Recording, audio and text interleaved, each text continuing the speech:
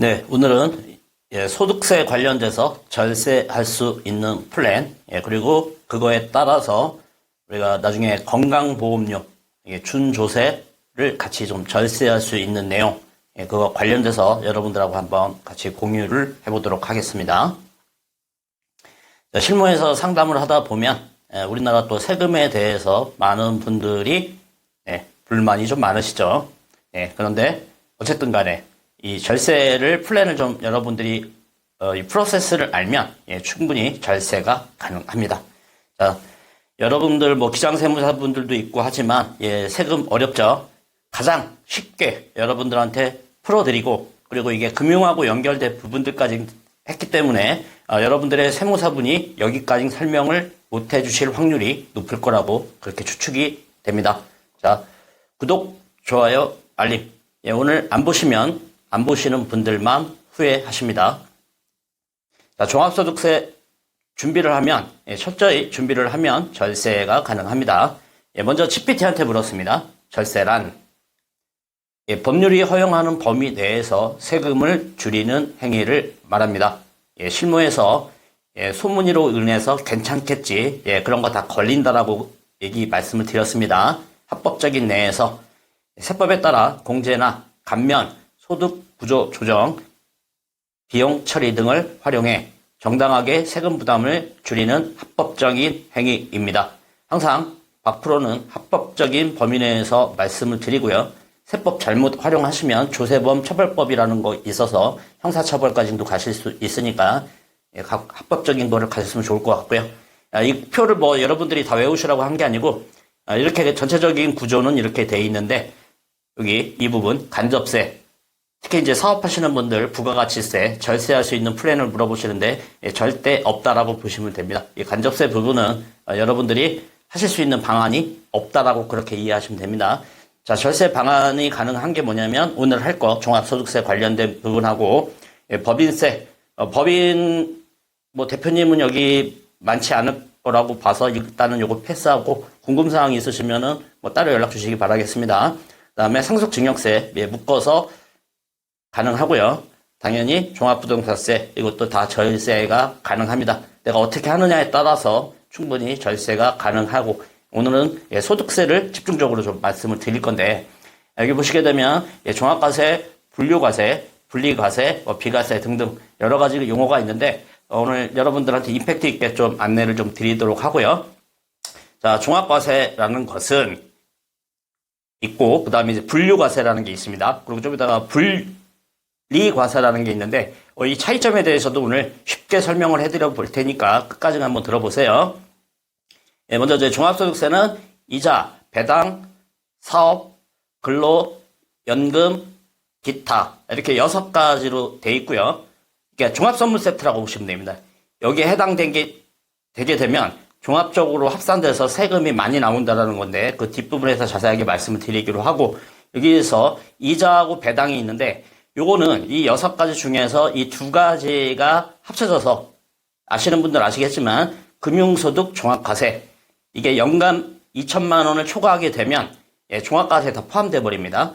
참조로 이자 배당 15.4%는 별개의 문제인 거고 그건 당연히 떼는 거고 추가적으로 소득이 초과되게 되면 금융소득 종합과세 되기 때문에 왜 이게 뒤에서 커지는지 좀 말씀을 드릴 거고 여기서 연금소득은 공적연금은 제외입니다. 공적연금은 제외하고 여기 보시게 되면 우리가 퇴직연금 관련된 거 DC, 그 다음에 IRP, 그 다음에 많이들 하시는 거 연금저축계좌.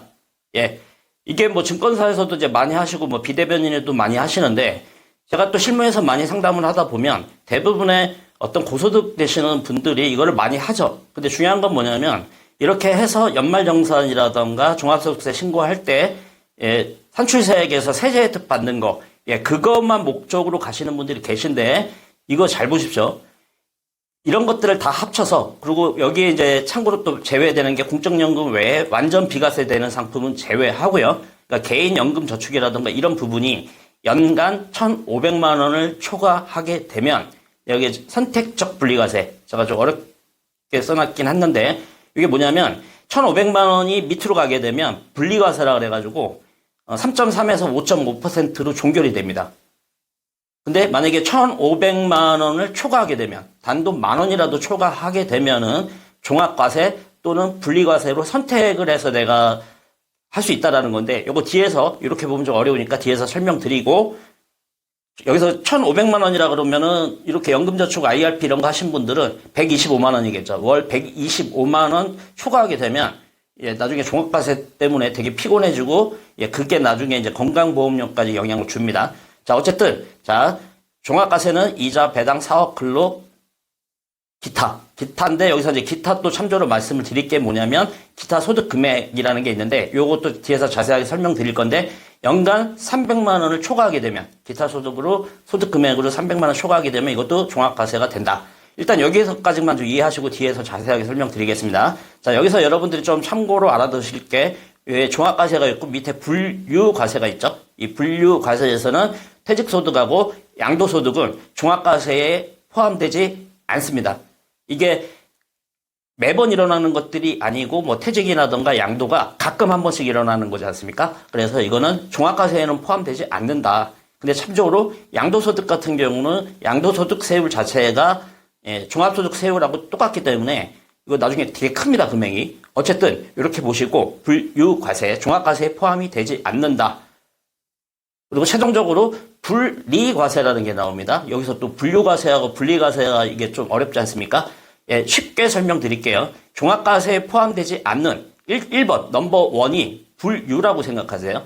그러니까 예를 들어서 여러분들이 공장을 운영한다라고 그냥 예상을 하면 우리가 물건이 공장에 들어왔습니다. 들어왔는데 물건을 분류한다. 분류. 나누어서 원재료 같은 것들을 분류를 한다. 첫 단계 하는 게 종합과세에 포함되지 않는 거를 분류과세라고 하고 종합과세에서 차감해 주는 거 그거를 분리과세라고 합니다. 그래서 공장에서 그 원자재를 이용해서 분류과세를 하고 그다음에 나머지 찌끄러기들이 남지 않습니까? 뭐 페트병이라든가 뭐 재활용 용품 이런 것들을 분리한다. 마지막 부분에 해주는 거를 분리과세라고 생각을 하시면 됩니다. 그다음에 여기서 분리과세가 있고 여기서 이제 세법상 완전 비과세라는 건 뭐냐면 아예 세금 자체가 없다라는 겁니다. 그래서 이건 한도도 있는데 어쨌든 이런 부분. 그래서 가급적이면은 비과세 부분을 많이 활용해 주시는 게 가장 중요하겠죠. 이렇게 하게 되면 종합소득세라는 게 나옵니다.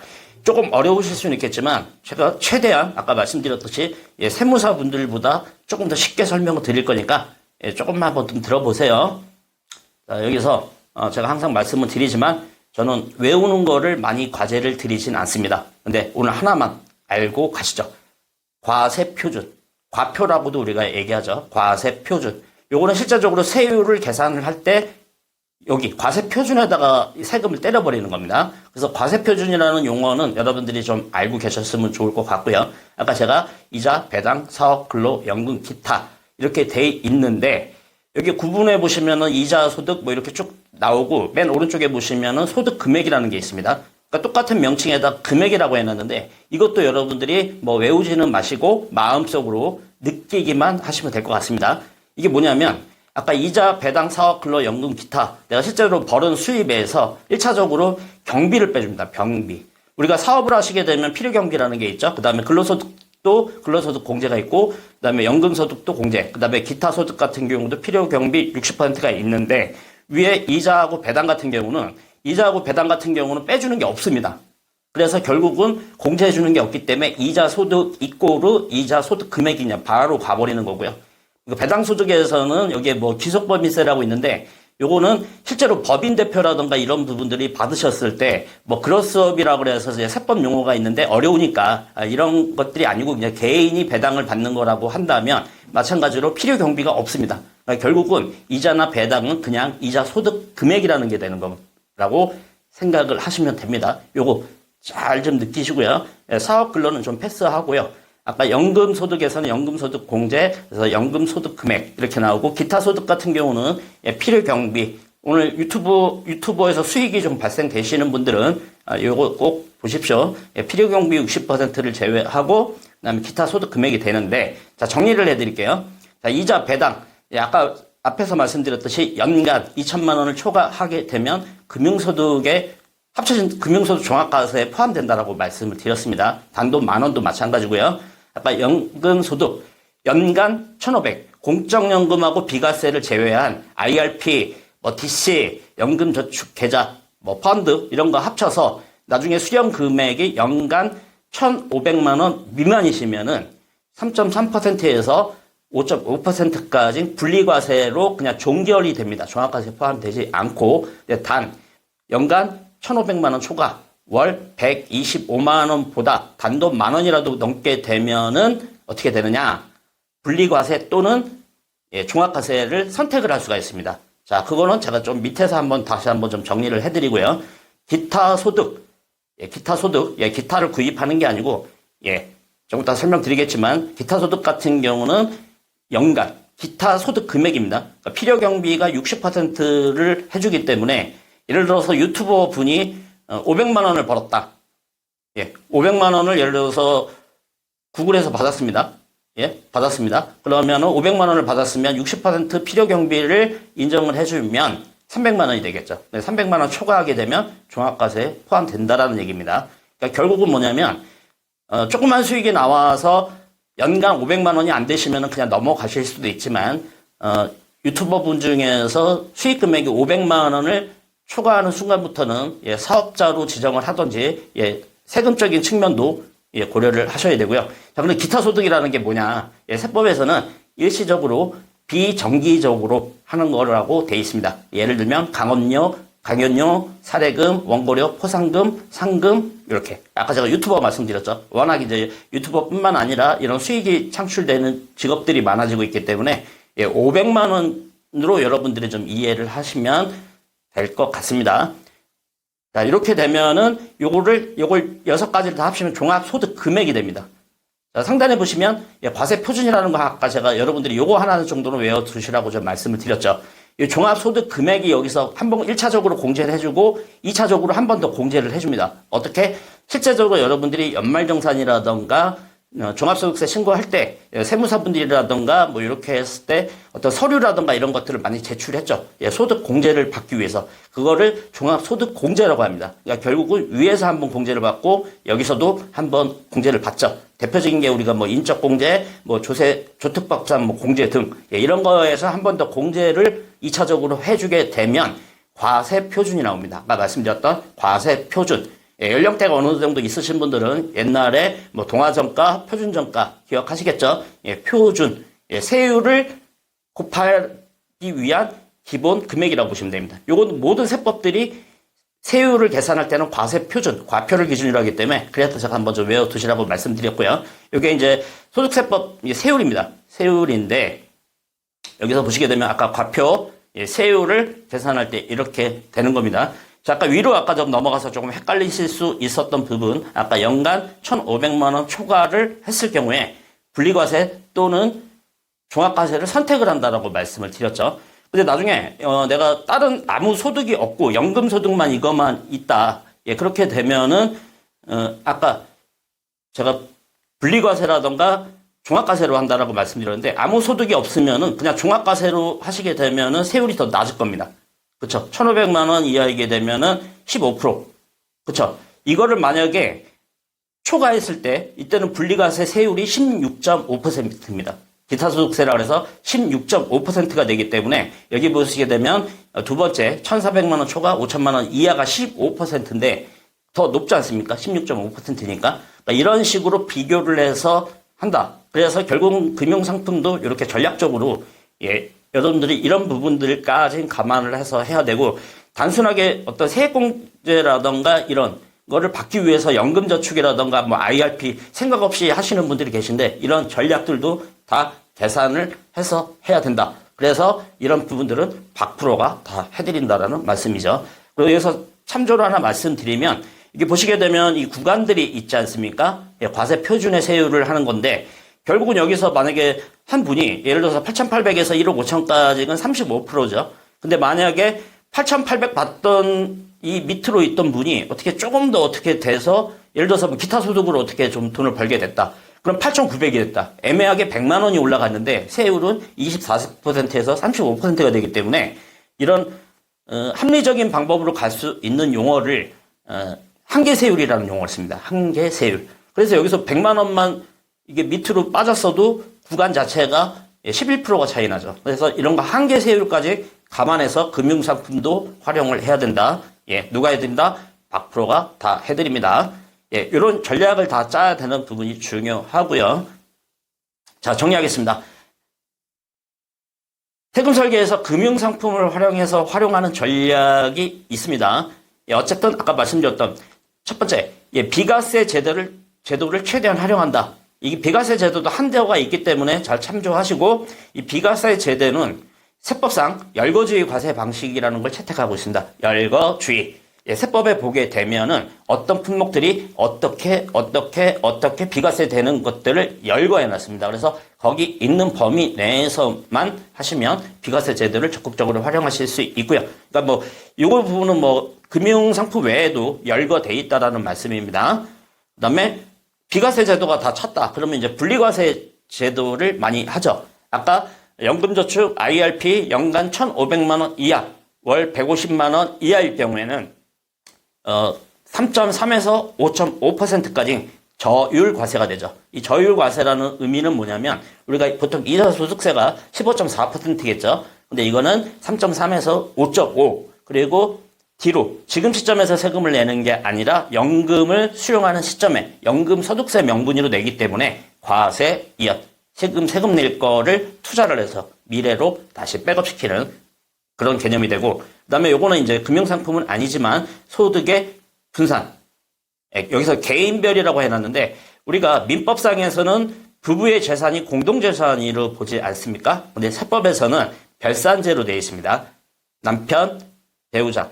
각각에 대해서 세금을 매기기 때문에 사업을 하시던 이런 경우에도 배우자한테라든가 자녀한테 직원 등재를 하는 방법도 있고, 이렇게 해서 개인별 각각 세금을 내게 되면 당연히 세금은 줄어든다. 그리고 1년에 한 번씩 정산을 하는 개념으로 세금 계산이 되기 때문에 어떤 수익 구조 들어오는 부분들을 그런 거를 계산을 해서 다음 해로 미뤄버리거나 이런 형태로 이제 하시는 전략도 중요하다. 그다음에 아까 말씀드렸던 소득공제 또는 세액공제. 소득공제라는 거는 상단에서 우리가 번 금액에서 위에서 빼주는 걸 소득공제 개념이라고 하고요.